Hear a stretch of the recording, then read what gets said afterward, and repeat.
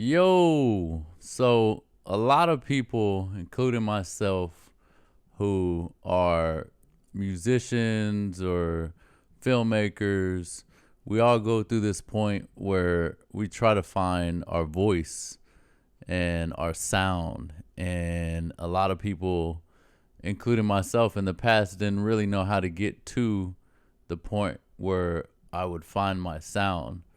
And I've realized from studying from others, um, is in order to find your sound, this is what all the greats have done. In order to find your sound, I'm going to stick with music, particularly for now, for all my composers or music producers. The way to do it is to study the music from the people that inspire you. Um, and the way that I'm going about that now is I've made a playlist and I called it My Sound. And on this playlist are all these tracks that just hit at my heartstrings. And these are tracks that I'm gonna put into Ableton, and I'm gonna study them. I'm gonna dissect them. I'm gonna see what the structure is. You know, if it's A B A B A B B A, blah blah blah.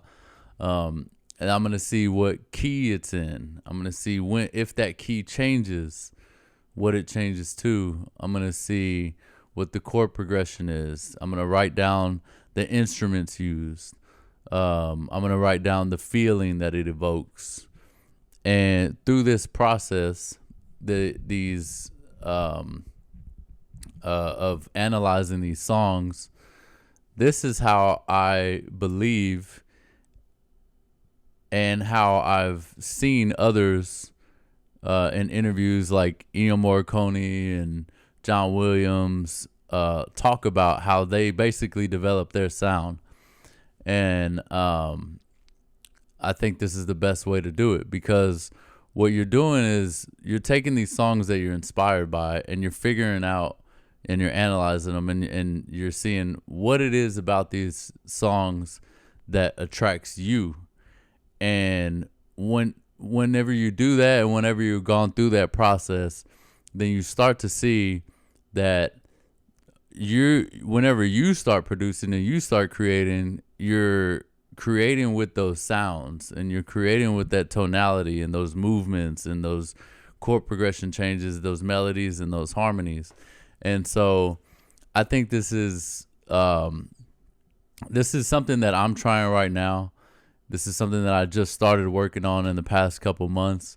And this is something that I want to advise other composers and producers to do, because I think that the earlier you do this, like I wish I would have done this whenever I started out, which I was like 14 whenever I started out. I wish I would have done that. And this is equivalent to, like, when you're a musician and you play instruments, this is equivalent, in my opinion, to covering songs. And I was in a band, and there are many other bands who can attest to this, people in bands who can attest to this. They hate doing covers and they only want to do originals. But what's ironic about that is that when you take the time to learn those covers, granted they're covers that you really actually want to do, songs you really love and songs you really want to learn how to play. If you do that, if you take the time to do that, then those are going to have a good effect on your creation process and finding your sound and helping you create original. And I say original in quotes because art is, we're going to get a little philosophical. Art is something that is constantly taken from this person and this person and the people from the past, and adapting it to your own. And I think it's just kind of funny that a lot of people want to be original, but you'll notice whenever you do a little bit of research, you'll notice that all of the greats, you can argue that they basically stole from the ones that were before them. And you can call it stealing, but I think stealing, there's like a big gray area when it comes to art and stealing. John Williams has taken many ideas that we're familiar with from composers previous to him and basically just learned from them by analyzing their music and then making it his own. So now whenever you hear something from John Williams, you associate it with John Williams, but someone who knows about the composer's work that he took from will probably say, oh, well, he took that from Holst, or he took that from, so on. And so the point of this video is how to find your sound, and some homework I'm going to give you real quick to do. Do like I did. Go make a playlist on whatever streaming platform you're on, or write a Google Doc on it, and make all these songs. I would say start out with 10 songs. 10 songs that are just absolutely like these 10 songs you can listen to every single day. Don't matter where you're at, what you're doing, you could turn that song on and it's just gonna hit you, and you can sing it, you can hum it, you're gonna feel it. These are songs you can listen to every single day that inspire you and that you want to create something like.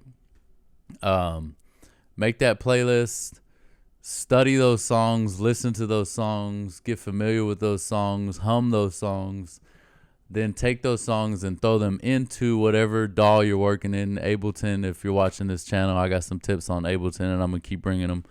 And then do all those things.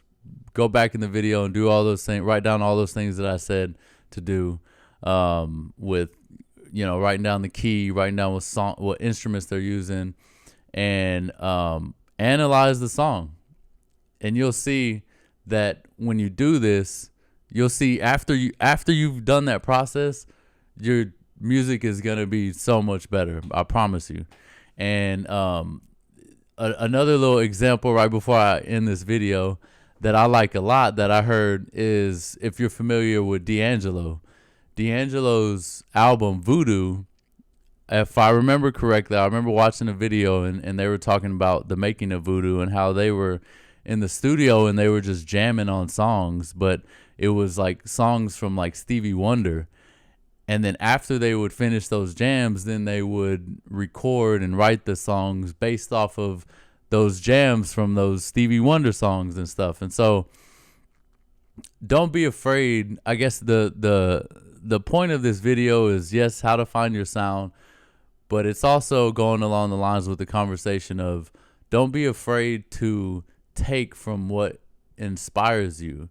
Don't steal in a way that you just flat out, recreate a song that you'll have to give credit to the original composer for, or producer or whatever.